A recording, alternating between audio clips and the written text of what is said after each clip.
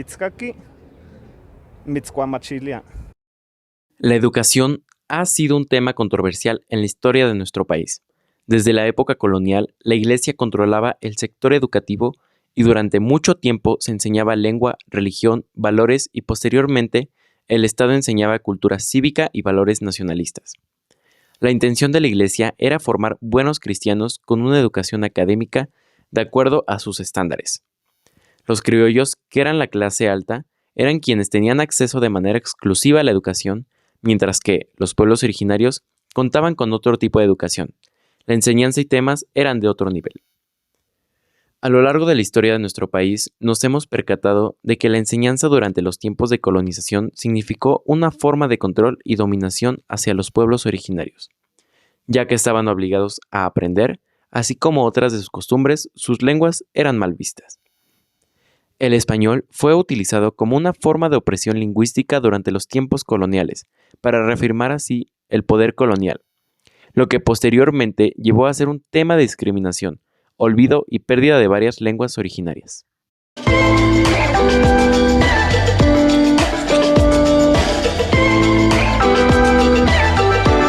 Alessandro, que nos va a contar acerca de cómo fue su vida y su educación. Cuéntenos, ¿cómo fue su educación o dónde estudió, cómo fue todo eso? Bueno, yo estudié en Veracruz. Mi municipio se llama Ixhuatlán de Madero, localidad Xochimilco, y colonia se podría decir que Cerro Azul. ¿Dónde estudió? Bueno, o sea, más o menos cómo estudió, cómo fue su educación, cómo aprendió náhuatl. El náhuatl lo acostumbré, una parte lo aprendí en la escuela y una parte pues con la familia, hablando, y pues normalmente se habla náhuatl allá. Ya el español te lo enseñan en la escuela. Así fue como se fue aprendiendo, y pues, conforme vas creciendo lo vas hablando y pues se va acostumbrando, se va quedando la lengua náhuatl. ¿Había una materia en específico del náhuatl o era pues ya muy común allá que se hablara eso? Pues sí, había una materia que se llamaba pues, el libro náhuatl, pero no en todas las escuelas lo manejaban. Había en una escuela que igual sí te lo enseñaban, pero en otras no. Era normalmente pues, puro español. Ya se aprendía con base con los niños, con los que convivías y así. ¿Hasta qué grado, se puede decir, estudió la escuela? La secundaria. Acabó la secundaria. Sí. Y si se puede saber, ¿por qué no pasó hacia la prepa? Pues por los recursos. Hay veces que allá, pues como son pueblos, o sea, de bajos recursos, pues hay veces que no te da la oportunidad de por decir, seguir estudiando. Ok. ¿Hasta cuántos años usted se vino a vivir aquí a la ciudad? A los 15 años aproximadamente. ¿Fue por trabajo? ¿Fue por gusto? Por trabajo. Por trabajo más que nada. Sí, más que nada. Ok. Bueno, muchísimas gracias. Eso fue todo. Muchísimas gracias por pues dejarnos saber cómo es su vida, su educación más que nada. Y pues le agradecemos mucho. No, el gusto es mío. Muchas gracias. De nada. En el área de estos pueblos, cuando van a la escuela, no se les enseña como tal en su lengua, sino que toda su educación se basa más en el español y no en su lengua materna, debido a todas las oportunidades que el español les brinda.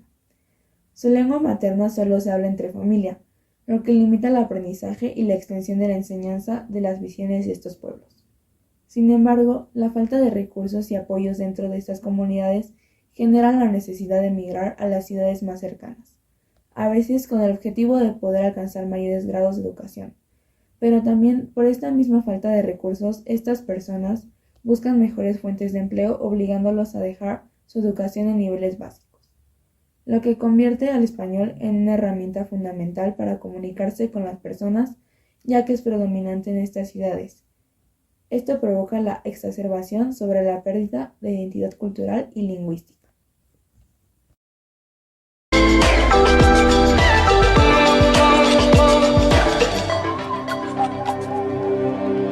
Muy buenos días. Hoy nos encontramos aquí con el señor Joel Zacarías Gómez, el cual, por su historia de vida, nos podrá hablar de primera mano sobre la educación en pueblos originarios. Muy buenos días, señor Gómez. Buenos días, Julio. Cuéntenos un poco sobre usted. Sí, mira, yo soy originario del estado de Chiapas, chiapaneco, en una zona llamada la Ruta del Café, que es en el estado de Chiapas, es la zona de Soconusco.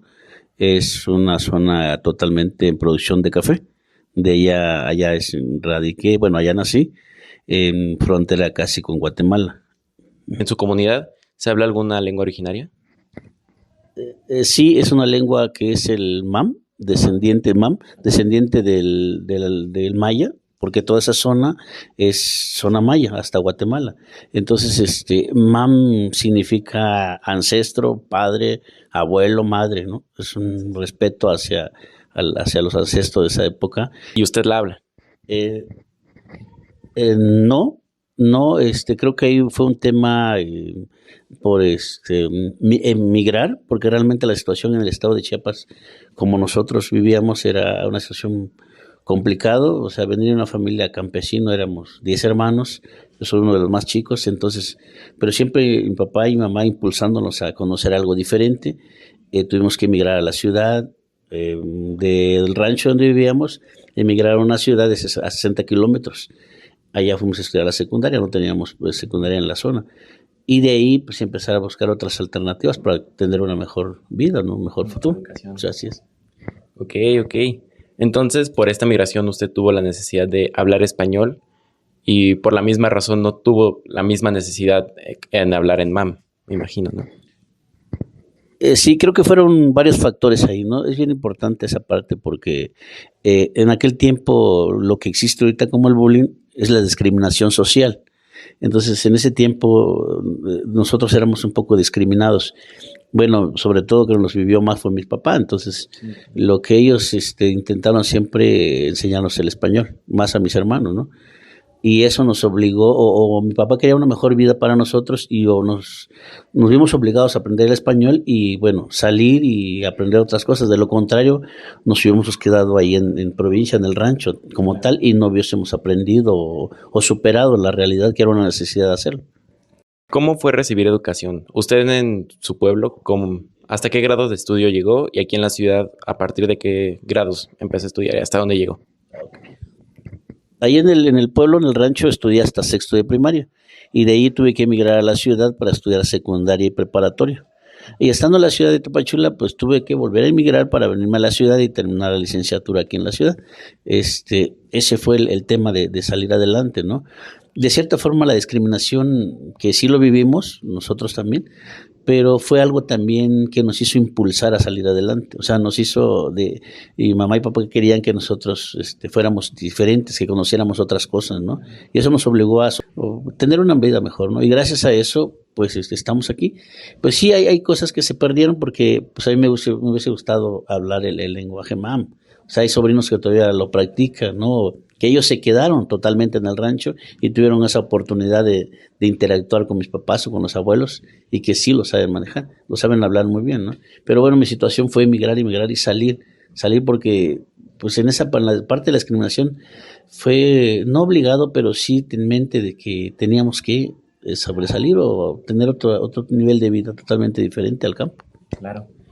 Bueno, pues muchas gracias, señor Joel. Gracias por compartir esto con nosotros. Y pues sí, muchas gracias. No, al contrario, gracias por la invitación.